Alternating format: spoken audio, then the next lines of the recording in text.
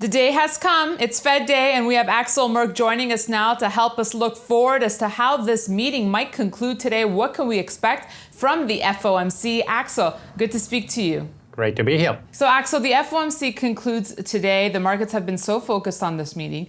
And the reality is whether the Fed is hawkish or dovish, they might really need to raise rates here. So why do you feel the market is reacting the way it is? Oh, this is probably one of the most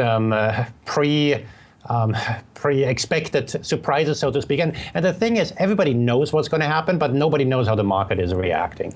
And that is because there's going to be something for everybody. On the one hand, when they remove the word patience, people will say, all right, something has to be good. On the other hand, Janet Yellen is going to be desperate to kind of tame expectations that this is going to be a very hawkish move. So, Axel, are market participants putting too much of an emphasis on this meeting? Is it just because there's a lack of fresh, new, fundamental news? Well, what's lacking is forward guidance, is the path. It doesn't really matter whether rates are going to go up 25 basis points in the summer or in the fall. What matters, what is the Fed up to the next couple of years? And the issue is that the Fed doesn't seem to know what they want to be up to.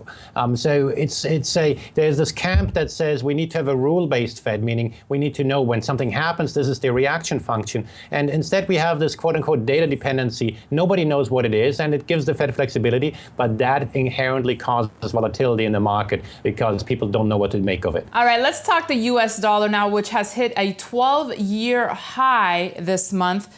What do you make of the strong greenback, and what are the adverse effects of a strong US currency? Well, there has been a lot of tightening priced into the Fed, a lot of easing priced in the rest of the world. On top of that, the dollar has been rising on the backdrop of a rising stock market. This means a couple of things. In many ways, it means we're at extremes. The Fed has to follow through with a tough action. They cannot just do this by words all the time. And in many ways, the world isn't black and white. It's more tones of gray, shades of gray.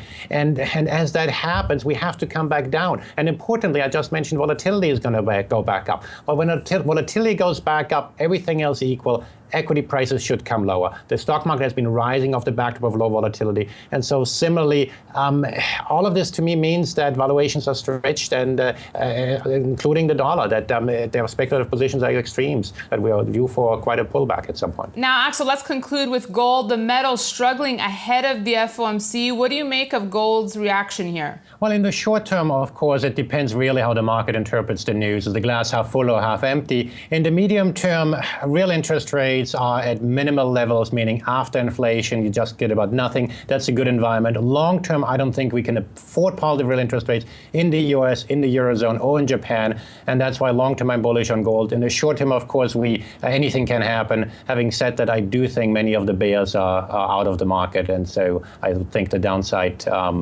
volatility is limited. Well, we look forward to the outcome of the FOMC. Thanks so much for joining us, Axel. My pleasure. And thanks for watching this special preview ahead of the FOMC. We'll see you tomorrow.